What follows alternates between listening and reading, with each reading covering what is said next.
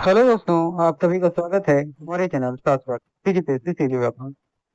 देखिए, हमारी सामान्य विज्ञान की जो क्लासेस आपकी यूट्यूब में चल रही थी, है ना। तो इसी बीच में होता क्या है कि आपके पर्यावरण संरक्षण मंडल में प्रयोगशाला परिचारक की भर्ती आती है। ठीक है, क्योंकि हम विज्ञान पढ़ ही रहे थे, है ना। और मैं एक सीरीज से आपको क्लासेस, है ना, यहाँ पे क्या तो प्रोवाइड कराता। लेकिन चूंकि ये वैकेंसी आई हुई है तो मैं कोशिश करूंगा कि इसके सिलेबस के अकॉर्डिंग मैं, ठीक है, थ्योरी के फॉर्म में आपको सारी चीजें यहाँ पे यूट्यूब पर क्लास, ठीक है, प्रोवाइड करा सकूं। ठीक है, तो हम हमारी दो क्लासेस पहले अपलोड हो चुकी हैं, ये हमारी तीसरी क्लासेस है। और आज हम पढ़ने वाले हैं आपके जो भौतिकी का, आपके सिलेबस में जो इम्पोर्टेंट एक टॉपिक है, ठीक है, जिसमें हम लोग मापन, विमा, ठीक है, जो राशियां होती हैं उसके बारे में पढ़ेंगे। ठीक है, चलिए आगे कंटिन्यू करते हैं और क्लास को समझने की कोशिश करते हैं। ठीक है, तो ये आपके फिजिक्स का सिलेबस है। यहाँ पर हम लोग पढ़ते हैं राशियां। क्योंकि इसको, राशियों को हम लोग भौतिकी में पढ़ते हैं, इसलिए इसको क्या तो भौतिकी राशियां के नाम से जाना जाता है। ठीक, अब जब हम लोग बात करेंगे भौतिकी राशियों के बारे में, तो ये तीन प्रकार की आपको राशियां देखने को मिलती हैं। एक मूल राशियां, ठीक है, एक मूल राशियां होती हैं जो क्या होती है, यूनिवर्सल होती हैं, है ना, अपने आप में क्या होती है, पूर्ण होती है, तो अपने आप में क्या होती है, 100% होती है। दूसरा व्युत्पन्न राशियां, ऐसी राशियां जो मूल राशियों से क्या होती है, उत्पन्न होती है।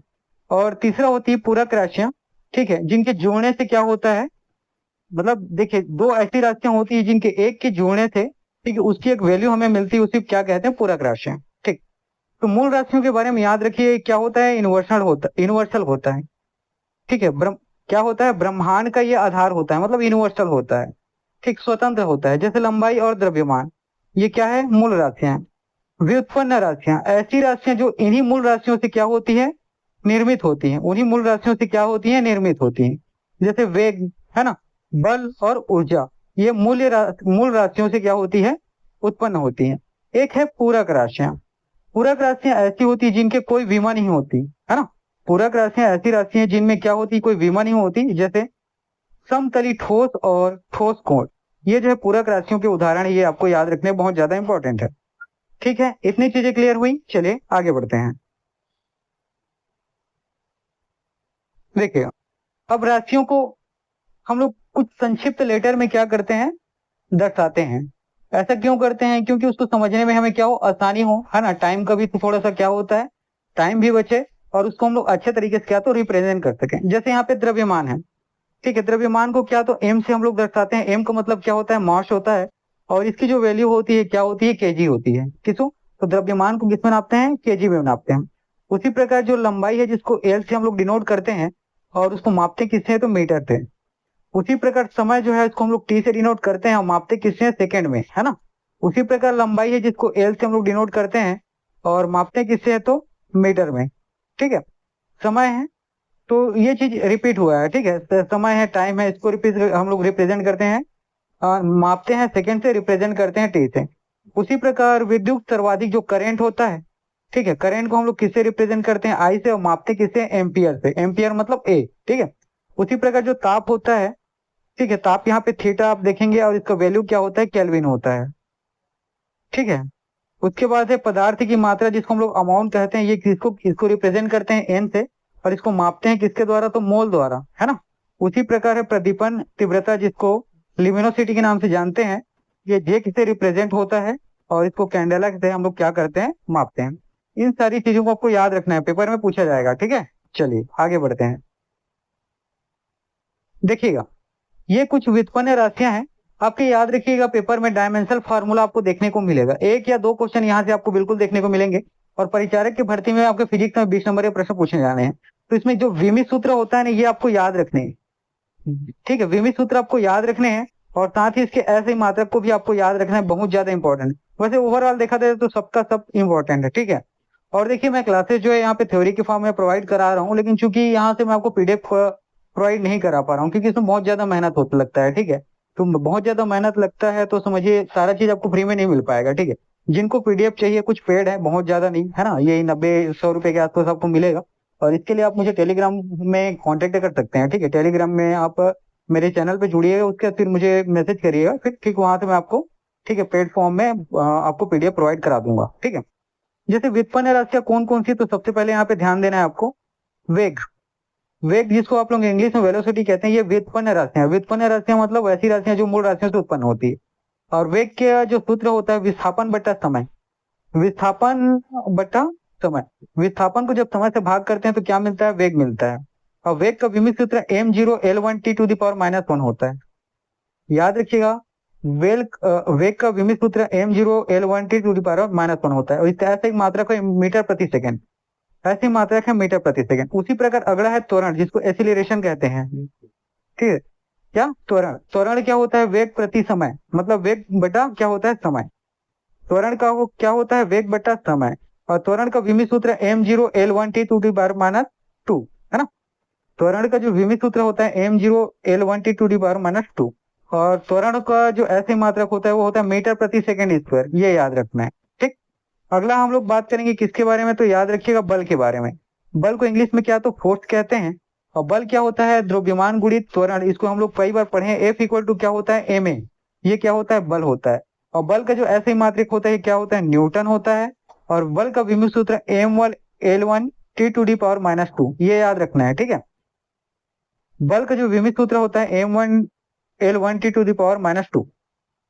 उसी प्रकार कार्य और ऊर्जा। कार्य और ऊर्जा दोनों का जो सूत्र होता है बल गुणित विस्थापन होता है। F इंटू डी है ना। F इंटू डी होता है। अब बल लगाते हैं, अगर उसमें विस्थापन हो जाता है तो क्या होता है? कार्य और ऊर्जा का हुआ माना जाता है। अगर उसमें क्या होता है? दोनों में से कोई एक मिसिंग हो, है ना, जैसे विस्थापन हुआ ही नहीं, तो आपका बल क्या होता है? वहां पे जीरो हो जाता है। उसी प्रकार विमित सूत्र क्या होता है इसका? कार्य और ऊर्जा का m1l2t⁻² और कार्य ऊर्जा को ऐसे मात्रक क्या होता है? जूल होता है। ये याद रखना है।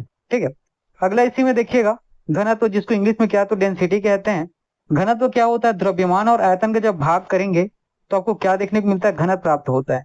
घनत्व में एक चीज याद रखिएगा, इसका विमित सूत्र m1l⁻³ और t 0 होता है ना। घनत्व में क्या देखने को मिलता है? m1l⁻³ और t 0 होता है। और इसको केजी प्रति मीटर क्यूब में हम लोग मापते हैं। किसमें? तो केजी प्रति मीटर क्यूब में। इतनी चीजें क्लियर हुई, इसको बार बार पढ़ना है आपको। ठीक है, चलिए आगे बढ़ते हैं। पीडीएफ के लिए आप मुझे कांटेक्ट करेंगे टेलीग्राम में। अब देखिए इसके कुछ ना प्रिंसिपल होते हैं, है ना। इसके कुछ प्रिंसिपल्स हैं। तो इसको जो प्रमुख सिद्धांत हैं, इसके क्या फार्मूला से बनता है, तो उसके बारे में यहाँ पे डिस्कस करेंगे। और ऐसा ही आपके पेपर में आपको देखने को मिलेगा। जैसे देखिएगा, केवल समान बीमा के वाली भौतिक राशियों को ही जोड़ा, ठीक है, ही जो जोड़ा या घटाया जा सकता है। इससे कहने का मतलब देखिए, अगर विमाएं समान है तो ऐसी राशियां जिनकी विमाएं समान है उन्हीं को केवल जोड़ा और घटाया जा सकता है। ठीक, और इसके लिए v इक्वल क्या होता है? l t⁻⁻1 ये होगा। ठीक है, उसके बाद एक को याद रखना है, केवल समान विमा, पहले क्या है? समान विमा की भौतिक राशियों को ही जोड़ा या घटाया जा सकता है। ठीक है, यही चीज यहाँ पर भी है, केवल समान विमा की भौतिक राशियों को ही जोड़ा या घटाया जा सकता है। और जब भी इस तरीके की बात हो तो वहां पे v इक्वल क्या होता है? l t⁻⁻1 होता है। ये आपका क्या हो गया? Left hand side. अब हम लोग राइट हैंड साइड के बारे में डिस्कस करेंगे। ये है आप राइट हैंड साइड, दोनों क्या होते हैं? इक्वल होते हैं। तो यहाँ पे केवल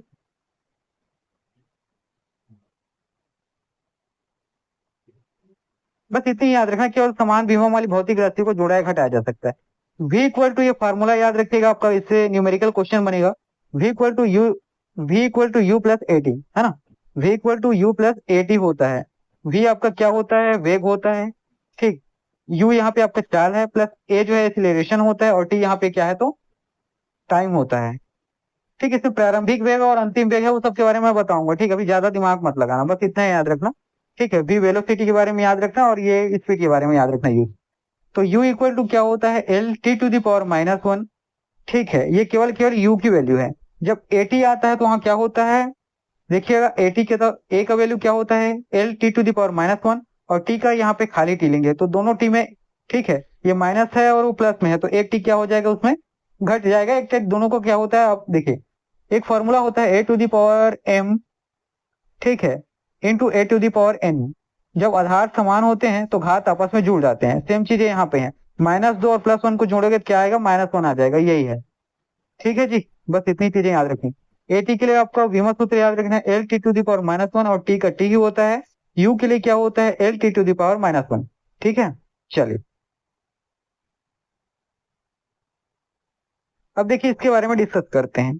एक बीमा ही जो, ठीक है, नियतांक होता है, जो एक वैल्यू होती है ना, जिसको आप लोग जनरली के नाम से जानते हैं, तो बीमा ही नियतांक, इसमें विमी विश्लेषण द्वारा पाई 1/2 या ई जैसे स्थिरांकों का मान ज्ञात नहीं किया जा सकता। जो बीमा ही नियतांक होता है, उसके द्वारा पाई, हाफ या ई जैसे स्थिरांकों का मान क्या है, ज्ञात नहीं किया जा सकता। ठीक है, ई के लिए कौन से रिप्रेजेंट कर रहा है उसको हम लोग बाद में देखेंगे। ठीक है, जब हम लोग वो टॉपिक के अकॉर्डिंग आपको मैं बताऊंगा कि ई किसको रिप्रेजेंट कर रहा है, इलेक्ट्रिसिटी कर रहा है, किसको कर रहा है। ठीक है, उसी प्रकार त्रिकोणमिति और लघु गुणक फलन, इसके बारे में आपको याद रखिएगा। यहाँ पे त्रिकोणमिति में आपको क्या देखने को मिलता है, sine theta, cos theta, log x, इस तरीके की चीजें देखने को मिलती है। और त्रिकोणमिति और लघु गुणक फलन से याद रखिएगा, समीकरण की शुद्धता का जांच संभव नहीं है ना, समीकरण के लिए शुद्धता का जांच संभव नहीं है। उसी प्रकार विमाहीन नियतांक से पाई, हाफ एंड ई जैसे स्थिरांकों का मान ज्ञात नहीं किया जा सकता। सम्मिश्र संबंध, ठीक है, सम्मिश्र संबंध विधि याद रखिएगा, उन सूत्रों से व्युत्पन्न नहीं की जा सकती जो एक से अधिक पदों का योग से बने हो, जैसे कि S equal u t plus half a t square. ठीक है, तो इस लिमिटेशन को भी आपको याद रखने हैं। ठीक है, क्योंकि ऐसे ही प्रश्न आपके कूट के फॉर्म में आपको देखने को मिल सकते हैं। ठीक है, चलिए, एक होता है आपका पैरालेक्स मेथड, जिसको लंबन विधि कहते हैं, इसको माइक्रो मापन के नाम से भी जानते हैं। यहाँ पे थीटा इक्वल क्या होता है, बी अपान डी, और डी इक्वल को देखिए, ये फार्मूला एक्चुअल में आपको याद रखना है, थीटा इक्वल अपान बी अपान डी, और इसमें से भी जिसको भी निकालने हैं। ठीक है, जैसे यहाँ पे क्या हुआ है, देखिए समझिएगा, ये डी यहाँ पे आया है तो थीटा इसके यहाँ पे नीचे आ गया, बस इतना ही चीज है। ठीक है, अब ठीक, इसको ध्यान से समझिएगा, ये क्या होता है, बेस है। ठीक है, ये क्या होता है, बेस है। ये इसकी टोटल क्या होती है, हाइट होती है, ये इसकी क्या है, तो हाइट है। ठीक है, यहाँ पे जो एंगल इस तरीके से आपको देखने को मिल रहा है, ठीक है, एक मिनट देखिएगा, यहाँ पे ये क्या कर रहा है, इसके अंदर से इस तरीके से जा रहा है, और ये इस तरीके से अंदर से जा रहा है। एक स्ट्रक्चर आपको इस तरीके से देखने को मिलता है। ये बेसिकली क्या है, ये ब्रह्मांड की जो, ठीक है, ग्रहों, तारों और पृथ्वी का, ठीक है, प्रत्यक्ष अप्रत्यक्ष स्टेप का एक विधि है।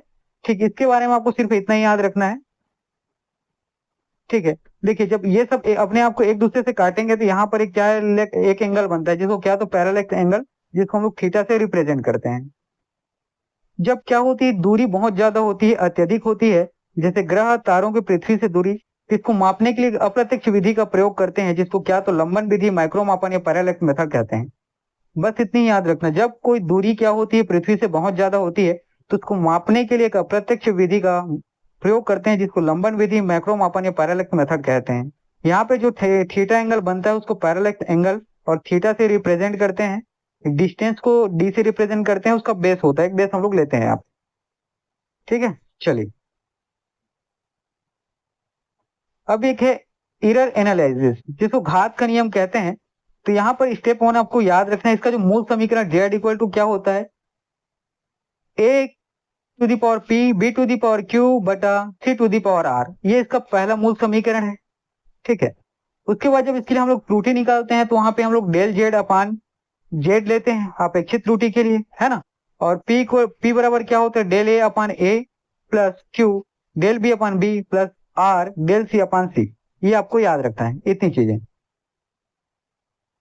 ठीक है, और प्रतिशत त्रुटि में यहाँ पे अगर हम लोग इसको अगर, ठीक है, प्रतिशत त्रुटि में निकालना है तो del z upon Z into 100% निकालते हैं। देखिए, यहाँ पे आपको ना ये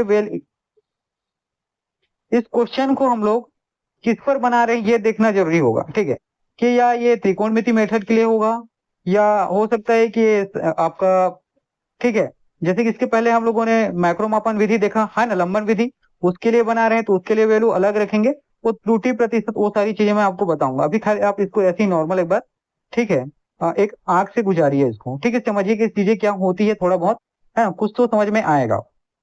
ठीक है, जैसे यहाँ पे एंगल का वैल्यू दिया है, जैसे कि यहाँ पे एंगल रख दिया है, हो सकता है ये किसके लिए, त्रिकोणमिति वैल्यू के लिए रहा हो, है ना। इसमें जब हम लोग दूसरी लंबाई के लिए निकालेंगे तो वहां पर ये सब वैल्यू रखने की जरूरत नहीं पड़ेगी। ठीक है, मैं आगे बताऊंगा सब। देखिए, मापन में त्रुटियां हमेशा जुड़ती हैं, याद रखना है, चाहे सूत्र में भाग या गुणा क्यों ना हो, मापन में जहां भी त्रुटि आपको दिखने की मिलेगी वहां पे क्या होता है, सदैव प्लस चिन्ह लगता है, ये याद रखना है। ठीक है, चलिए आगे बढ़ते हैं। अब ना आप लोग कई बार पढ़े होंगे सदिश राशि और अदिश राशि के बारे में, ठीक है, तो उसी को देखते हैं यहाँ पे। ये है आपका, उसके बारे में क्लासिफिकेशन देखते हैं, ठीक है, कि उसकी इंपॉर्टेंस क्या है। उसके बाद स्कॉलर जो आपका क्या होता है, अदिश राशि होता है, और वेक्टर आपका सदिश राशि। तो अदिश राशि की जरूरत हमें केवल केवल किस लिए पर होती है, परिणाम परिमाण निकालने के लिए, मैग्नीट्यूड निकालने के लिए। लेकिन सदिश राशि में हमें क्या देखने को मिलता है, परिमाण और दशा दोनों की जब जरूरत होती है तो हम वहां सदिश राशि के बारे में बात करते हैं। अदिश राशि के बारे में हम लोग बीजगणित में जनरली इसका क्या है उपयोग आपको देखने को मिलता है, लेकिन सदिश राशि का उपयोग जो है सदिश योग नियम में आपको देखने को मिलेगा। और अदिश राशियों में याद रखिएगा दूरी, चाल, द्रव्यमान, कार्य, ऊर्जा, जिसमें क्या होता है केवल केवल परिमाण होता है, दिशा नहीं होती है। और सदिश राशि ऐसे, ठीक है, इसमें वैल्यू नजर आएंगे जिसमें परिमाण और दिशा दोनों होते हैं, जैसे विस्थापन, वेग, त्वरण, बल और संवेग, ये क्या है तो सदिश राशि है, ठीक है। ये सब बातें भी आपको याद रखनी है। चलिए आगे बढ़ते हैं। हाँ, इसके बारे में बात कर रहा था, जो इसका ज्यामिति नियम जो होता है ना, जिसको वेक्टर एडिशन, ट्रायंगल लॉ हो गया या पैरेललोग्राम का लॉ हो गया, उसके बारे में। तो यहाँ पर सदिश राशि में दो नियम आपको ज्यामिति के लगते हैं। एक होता है त्रिभुज का नियम जिसको बोलते हैं, और दूसरा क्या होता है, समचतुर्भुज का नियम। त्रिभुज के नियम में देखिएगा, दो सदिश क्रम में तो परिणामी सदिश विपरीत दिशा में तीसरी भुजा हो जाती है। ये एक वेक्टर हो गया, ये दूसरा हो जाएगा, ठीक है। ये एक है, एक सदिश क्रम ये है, और एक दूसरा सदिश क्रम ये है। तो इसका जो परिणामी सदिश होता है वो विपरीत क्रम में तीसरी भुजा, ये आर इसका रिजल्टेंट हो जाता है। आर इसका क्या है, रिजल्टेंट हो जाएगा, है ना, इसी के बारे में यहाँ पे बोला गया है, ठीक। ये एक सदिश का ए है, देखिएगा, ये एक सदिश को रिप्रेजेंट कर रहा है बी, और इसका जो वैल्यू है वो आर आ जाएगा, ठीक। यहाँ पे सब जगह थीटा का एंगल लगा हुआ है, ये भी ध्यान रखना है आपको। समचतुर्भुज में आपको देखना है यहाँ पे, ये एक सदिश राशि है, ठीक, ऊपर में एक सदिश राशि है, और इनके बीच से जो थीटा का वैल्यू बनाने वाला जो एंगल यहाँ पे है, यही किसको तो रिजल्टेंट को क्या करता है, रिप्रेजेंट करता है। तो आर निकालने के लिए आपको रूट में क्या ये फॉर्मूला याद रखना है, ठीक है। आर बराबर क्या होता है, रूट में A square plus B square plus 2ab cos theta, ठीक है। आर बराबर क्या होता है, रूट में A square plus B square plus 2ab cos theta, ये आपको याद रखना है, ठीक। इतनी चीजें बोली, चलिए आगे बढ़ते हैं। ठीक, अब यहाँ पे देखिएगा वेक्टर मल्टीप्लीकेशन, जो सदिश का गुणनफल है ना, उसके बारे में बात करते हैं, इसको करते कैसे हैं। एक होता है जिसको डॉट प्रोडक्ट, जिसको अदिश गुणन कहते हैं, अदिश क्योंकि इसमें दिशा नहीं बताया जाता है। और एक सदिश गुणन जिसको क्रॉस मेथड कहते हैं, इसमें दिशा को भी आपको बताया जाता है, ठीक है। तो यहाँ पे कार्य बराबर क्या होता है, एफ इंटू एस, ठीक है। तो ए बी बराबर क्या हो गया, ए बी कॉस थीटा हो गया। तो ए बी कॉस थीटा, यहाँ दिशा के बारे में पता ही नहीं चल रहा, परिणाम क्या हो गया, अदिश है। देखिए यह पूरा गोल से स्ट्रक्चर है, इसमें दिशा के बारे में आपको ज्ञात ही नहीं हो पाएगा, ठीक है। तो वर्क बराबर क्या होता है, एफ इंटू एस, याद रखिएगा। यदि दो सदिश लंबवत हो तो थीटा 90 डिग्री होता है। जब भी लंबवत की बात हो तो थीटा कितना देखने को मिलता है, 90 डिग्री। और जब ए और बी का आप क्या करेंगे, गुणा करेंगे, तो वैल्यू क्या आएगा, जीरो आएगा, ठीक है। वैल्यू क्या आएगा, जीरो आएगा। लेकिन जहां पे क्या होता है, दिशा होता है, जैसे ये ऊपर डायरेक्शन में है ना, ये लंबवत है, ये इस प्रकार क्या है आपका क्षैतिज है, ठीक है। ये दोनों के बीच में नीचे डाउन और डाउन साइड में चल रहा है, ठीक है। तो इसमें दिशा के बारे में आपको पता चल गया, X direction, Y direction, Z direction.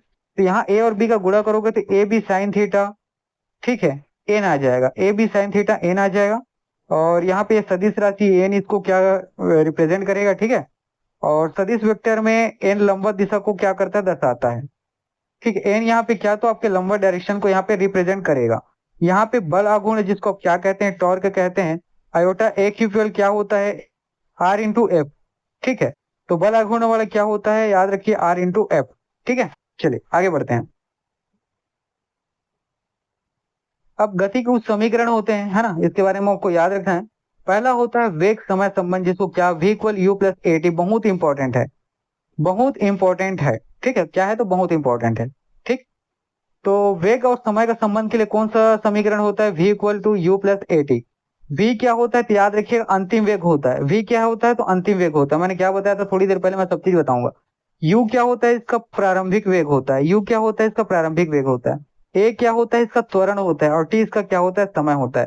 तो वेग और समय को बताने तो v equal to u plus a t. अब स्थिति और समय, पोजीशन और टाइम को अगर आप बताना है तो यहाँ पर s equal to u t plus half a t square, ठीक है। अगर स्थिति और समय को बताना है आपको तो यहाँ पर क्या होता है, S equal u t plus half a t square. S क्या होता है आपका डिस्प्लेसमेंट, जिसको विस्थापन कहते हैं। यू प्रारंभिक वेग है, टी आपका यहाँ पे समय हो जाएगा। हाफ हाफ यहाँ पे क्या है, गणितीय स्थिरांक है, मैथमेटिकल कांस्टेंट है। और ए आपका क्या होता है, तो ए एक्सीलरेशन त्वरण होता है और टी इसका समय होता है। उसी प्रकार स्थिति और वेग को आपको बताना है, तो वी स्क्वायर इक्वल टू क्या होता है, you square plus 2as। We जो है क्या, यहाँ पे अंतिम वेग आपको देखने को मिलेगा, है ना। यू यहाँ पर प्रारंभिक वेग आपको देखने को मिलेगा। और टू क्या होता है, 2a जो है ना, टू यहाँ गणितीय स्थिरांक है। ए आपका क्या है, त्वरण होता है। और एस आपका डिस्प्लेसमेंट होता है। देखिएगा, ए डी और टी, है ना, ये दूरी और समय का ग्राफ का जो चाल है उसको यहाँ पे रिप्रेजेंट किया गया है। ये डिस्टेंस को बता रहा है, टाइम। तो यहाँ पर ग्राफ इस तरीके से बनेगा। और यहाँ पे वी एन टी, वेलोसिटी और टाइम का ग्राफ का जो ढाल है, ये क्या, तो त्वरण को रिप्रेजेंट करता है। जब डिस्टेंस और टाइम की बात हो तो वहां चाल आपको मिलेगा। और जब ये वेग और त्वरण की बात हो तो वहां पर आपको क्या देखने को, देखिए वेग और टाइम की बात हो तो वहां पर आपको त्वरण देखने को मिलता है। ठीक, इसको बार बार आप लोग समझना, ठीक है, इसको आपको क्या करना है, बार बार समझना है, ठीक है।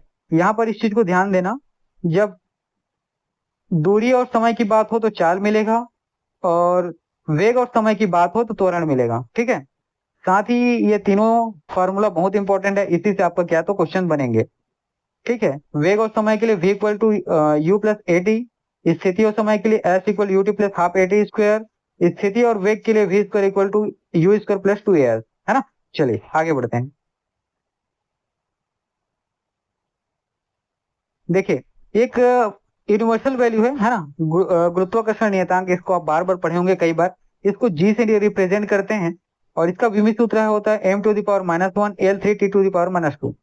उसी प्रकार प्लंक नियतांक, है ना, इसको हम लोग h से रिप्रेजेंट करते हैं, इसका विमित सूत्र है m1 L2 T to the power -1। Stefan नियतांक, इसको हम लोग इस तरीके से रिप्रेजेंट करते हैं, सिग्मा से, m1 L0 T to the power -3 K to the power -2। ये उतना इंपॉर्टेंट नहीं है, ये पूछा नहीं गया है ना। उसके बाद है श्यानता गुणांक, जिसको विस्कोसिटी बोलते हैं। इस तरीके से n, है ना, आयोटा से इसको क्या करते हैं, रिप्रेजेंट करते हैं। और ये m1 L to the power -1 और T टू द पावर -1, ये आपको याद रखना है, ठीक है। ईटा,